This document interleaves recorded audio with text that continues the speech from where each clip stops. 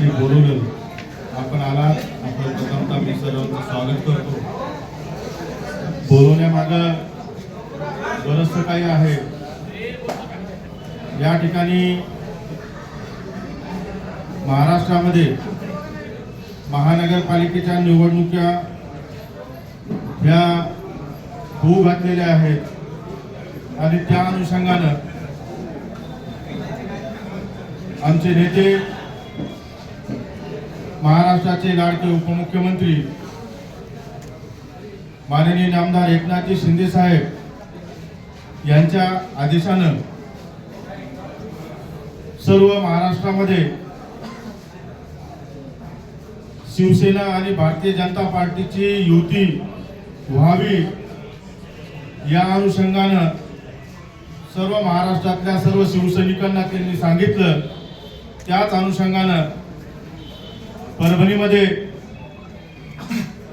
युती व्हावी अशी सर्व हिंदू बांधवांची इच्छा होती आणि त्या अनुषंगानं आम्ही सर्व परभणीकरांच्या आणि सर्व हिंदू बांधवांच्या या आग्रहाखातर आम्ही या ठिकाणी युती करण्याचा निर्णय आम्ही माननीय नामदार एकनाथजी शिंदे साहेबांच्या आदेशाने घेतला. त्या अनुषंगानं भारतीय जनता पार्टीच्या या परभणीतील नेते मंडळीसोबत सातत्यानं 4-5 दिवसापासून या जागा वाटपाच्या अनुषंगानं बैठका होत गेल्या. निश्चित पहिल्या बैठकीमध्ये, दुसऱ्या बैठकीमध्ये बरंचसं काही या ठिकाणी मेळ झाला आणि कालपर्यंत म्हणजे 3 दिवसापूर्वी या ठिकाणी आम्ही म्हटलं आम्हाला या ठिकाणी शिवसेनेचा भगवा आणि त्यासोबतच भारतीय जनता पार्टीची युतीसह या महानगरपालिकेवर आपला युतीचा झेंडा फडकवायचा आहे. त्या अनुषंगानं आम्ही परभणी शहरामध्ये एकूण 16 प्रभागापैकी जे हिंदू बहुल जे प्रभाग आहेत असे 6 आणि त्यासोबतच 2 असे संमिश्र जे प्रभाग आहेत, अशा 8 प्रभागामध्ये जवळपास 33 जागा आहेत आणि त्या 33 जागेवर आम्ही या ठिकाणी त्यांनी दिलेल्या फॉर्म्युलाच्या अनुषंगानं जो 13-20चा जो रेशो होता, म्हणजे 33 जागेमध्ये 13 जागा शिवसेनेने घ्यायच्या आणि 20 जागा ह्या भारतीय जनता पार्टीने घ्यायच्या.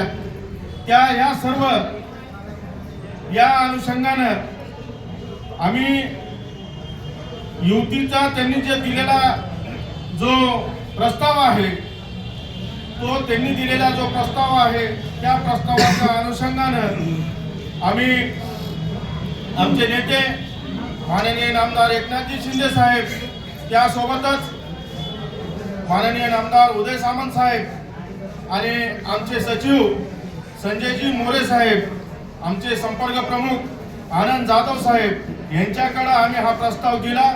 त्या प्रस्तावाच्या अनुषंगानं त्यांनी या प्रस्तावाला होकार दिला आणि होकार झाल्यानंतर या ठिकाणी माननीय पालकमंत्री असताल या ठिकाणी त्यांना मेघनादिदी बोर्डीकर यांच्यासोबत माननीय उदय सामंत साहेब यांचं बोलणं झालं.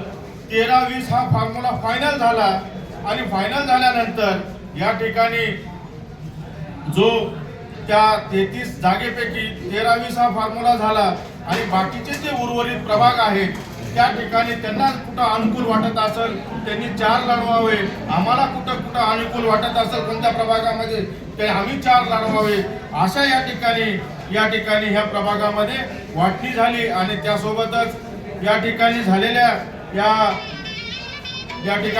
झालेल्या सर्व जागा वाटपाच्या अनुषंगानं हे सर्व फायनल झालं.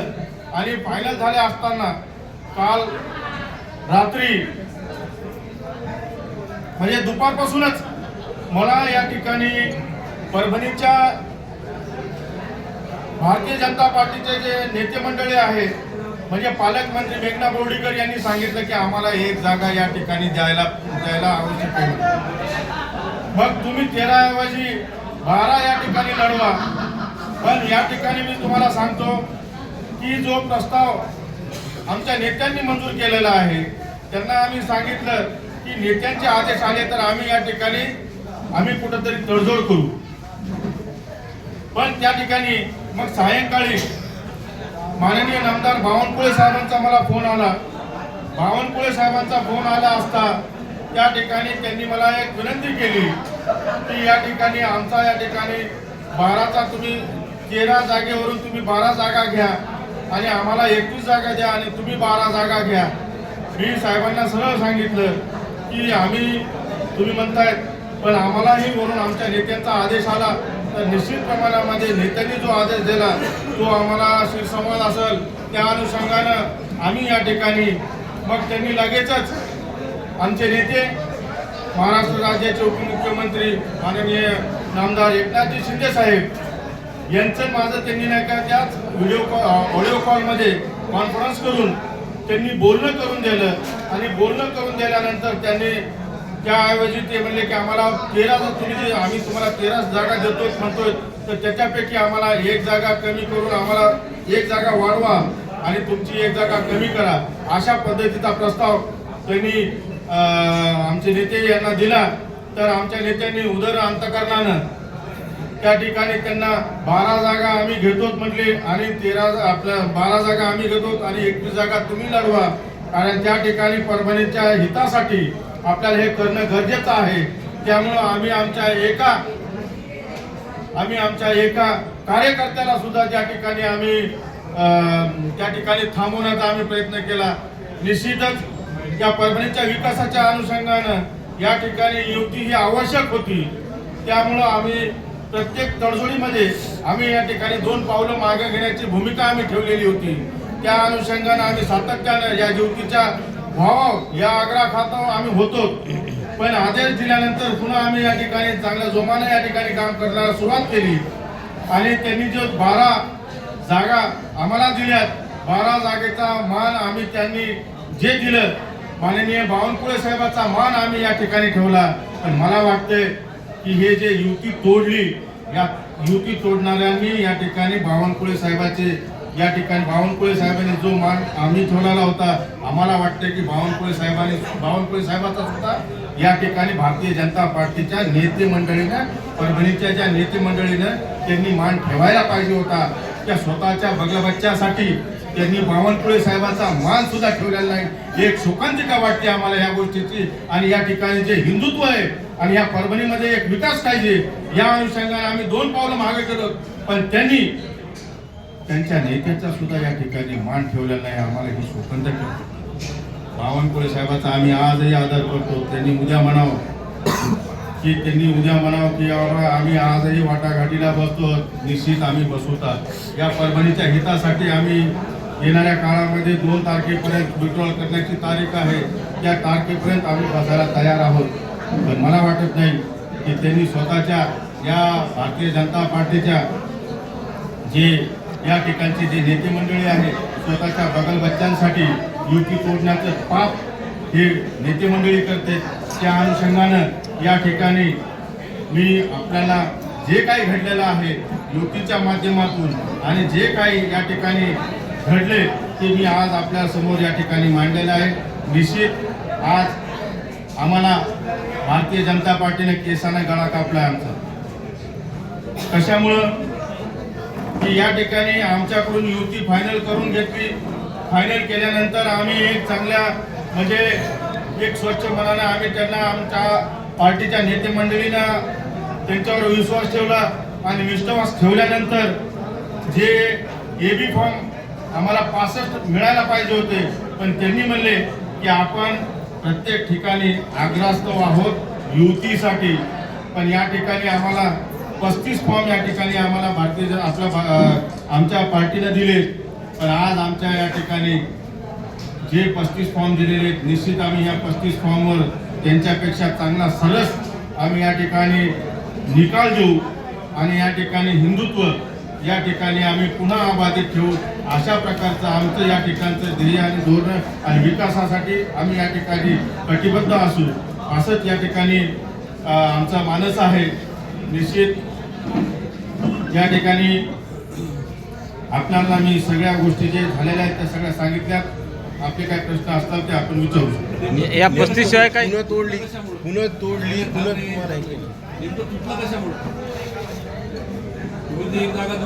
तुम्हाला या ठिकाणी जो आमच्या बैठकी होत होत्या, बैठकीमध्ये पालकमंत्री असतात, त्यासोबतच जिल्हाध्यक्ष असाल, त्यांची जी कोर कमिटी आहे, आणि या ठिकाणी मला वाटतं की जे निवडणूक प्रमुख म्हणून जे आहेत यांच्या अंतर्गत युतीच्या अनुषंगाने ज्या जागा सोडायच्या होत्या त्या जागा आम्ही सोडून घेतल्या होत्या. पण या परभणीमधले जे भारतीय जनता पार्टीचे निवडणूक प्रमुख आहेत त्यांना त्यांच्या कार्यकर्त्याला म्हणा, त्यांना त्यांच्या घरकाम करणाऱ्या व्यक्तीला म्हणा, त्या ठिकाणी तिकीट द्यायचे होते. त्या अनुषंगानं ही युती त्यांनी तोडलेली. कोणत्या प्रभागावरून तुटली? कोणत्या प्रभागावरून तुटली? आनंदराव का पालकमंत्री मेघना बोर्डे काय ते नाव फटकन आता तुम्हाला माहिती आहे ना की निवडणूक प्रमुख त्यांना जबाबदारी कोणी दिलेली? भाजपमध्ये भरपूर आहेत निवडणूक प्रमुख. भाजपमध्ये भरपूर आहेत निवडणूक प्रमुख. या ठिकाणी जी युतीमध्ये मिठाचा खडा टाकण्याचं पाप वरपुडकर साहेबांनी या ठिकाणी केलेलं आहे. त्यांनी माननीय नामदार बावनकुळे साहेबाचा सुद्धा या ठिकाणी मान ठेवला नाही आणि स्वतःच्या स्वार्थासाठी, स्वतःच्या घरासाठी, स्वतःच्या घरकाम करणाऱ्या व्यक्तीसाठी त्यांनी ही या ठिकाणी युती मोडण्याचं पाप हे केलेलं आहे. नाही, त्यांनी ज्या 12 जागा या बघा या ठिकाणी मी म्हणतो हे जे झालेलं आहे, दोन्ही आम्ही जिल्हा प्रमुख आहेत, त्यांच्या सहीनं हे ठरलेलं होतं आणि असाच प्रस्ताव त्या ठिकाणी आम्ही माननीय आमच्या नेत्यांकडे दिला.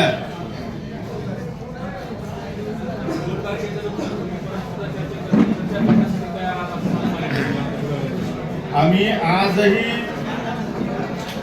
पण तयार आहेत आम्ही चर्चा करायला, पण आम्हाला या परभणीमधल्या भारतीय जनता पार्टीच्या नेते मंडळीवर आम्हाला अजिबात विश्वास नाही. आता प्रभाग क्रमांक 4, प्रभाग क्रमांक 5, प्रभाग क्रमांक 15 आणि प्रभाग क्रमांक 1 ह्या प्रभागावर या ठिकाणी आणि प्रभाग क्रमांक जे तुम्हाला जे सांगितलेले 8 प्रभाग, त्या 8 प्रभागाचे एबी फॉर्म दिले आणि एबी फॉर्म दिले आणि 2-3 बैठकीमध्ये आम्हाला झालं ना तसं, आणि त्यांचं रुष्ण होतं चालू. वरपुडकर साहेबांचं रुष्ण चालूच होतं. वरपुडकर साहेब म्हणत होते की मी चाललो, मी माझा राजीनामा देईन, मी चाललो, मला जर का तुम्ही असं जर काय करत असताल तर मी निघालो, मी माझा राजीनामा देतो, माझ्या माणसाला त्या ठिकाणी तिकीट दिली पाहिजेत. आणि पण स्वतःच्या स्वार्थासाठी आपण या ठिकाणी परभणीच्या हिंदुत्वाला तुम्ही जर का तिलांजी देत असता तर या ठिकाणी येणाऱ्या काळामध्ये सुद्धा आम्हाला या ठिकाणी भारतीय जनता पार्टी सोबत युती करायची नाही, या नेत्यांसोबत, आणि कोणतीही बातचीत आम्ही या ठिकाणी करणार नाही.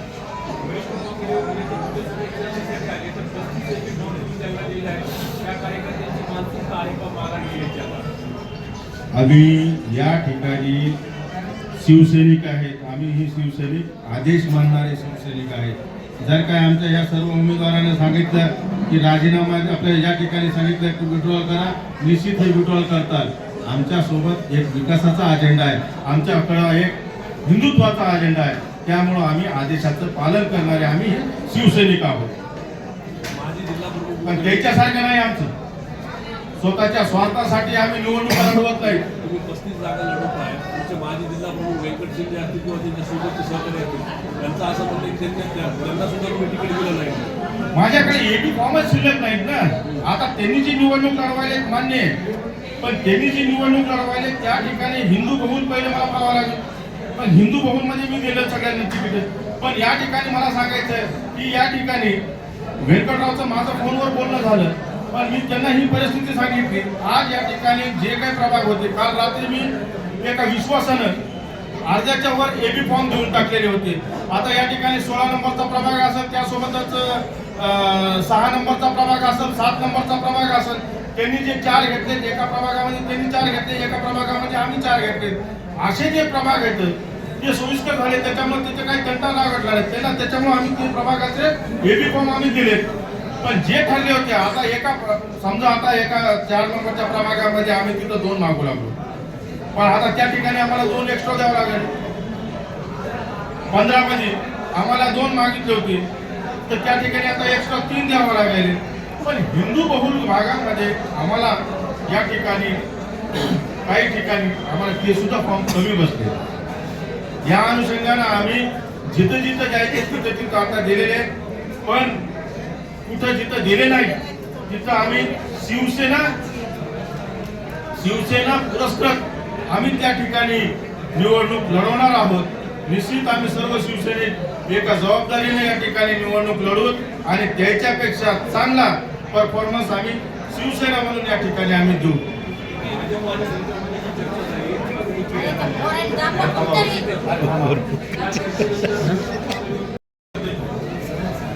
आता मला वाटतं की आता हे सगळं घडलेलं असेल तर त्यांनी 65 युनिफॉर्म आणले म्हणल्यानंतर ते त्या तयारीतच असतात. या परभणीतल्या नेते मंडळीने, मी भारतीय जनता पार्टीच्या वरिष्ठ नेते मंडळ जे महाराष्ट्रातले नेतृत्व करणारे त्यांच्या बाबतीमध्ये मी आदरयुक्तच आहे. पण ह्या परभणीमधल्या जे भारतीय जनता पार्टीचे जे नेते मंडळी आहेत त्यांनी आमचा विश्वासघात केलेला आहे.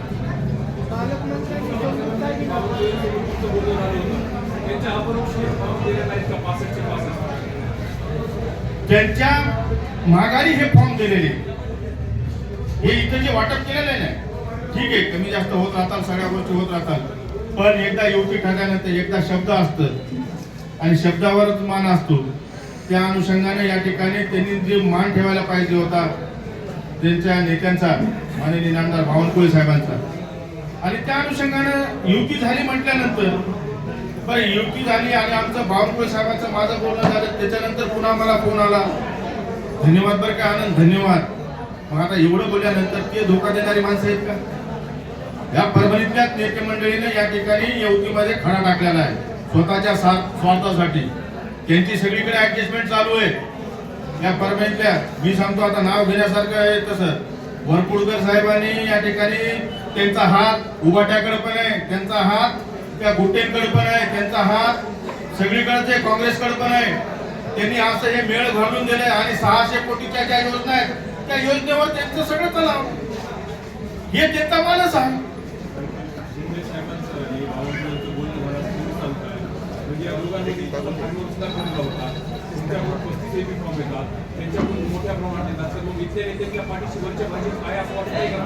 नाही वरचं भारतीय जनता पार्टी यांच्या सोबत नाहीये. आज सगळ्या ठिकाणी चांगल्या प्रकारे युतीचे फॉर्म्युले होत आहेत. आता त्या ठिकाणी प्रत्येक ठिकाणी हे म्हणजे चांगल्या पद्धतीने युती होत, पण या ठिकाणी हे तोडण्याचं काम ह्या परभणीतल्या नेते मंडळींनी केले. तुम्ही वरपुडकरांवर आरोप केले, पण भाजपनं तर पालकमंत्री मेघना बोर्डीकरांना परप्रभारी केले, मग त्यांचं काय? निवडणूक प्रभारी त्या आहेत, पण निवडणूक प्रमुख म्हणून त्या आहेत. आता या ठिकाणी त्यांनी या ठिकाणी त्यांच्या घरच्यांनी महापौरपद भोगवलेलं आहे, त्याच्या अनुषंगाने त्याचा अनुभव अशा पद्धतीचा नाही. यावर पालकमंत्र्यांनी काही सांगितलं नाही का? त्यांनी हस्तक्षेप केला नाही का? पालकमंत्र्यांनी हस्तक्षेप केला नाही का? पालकमंत्र्यांनी जर का हस्तक्षेप केला असतं तर हे घडलं बी नसतं. त्यामुळे त्यांना करू दिला नाही की केला नाही? मला वाटतं की त्यांच्यावर शिरजोड झाले तो वरपुडकर साहेब.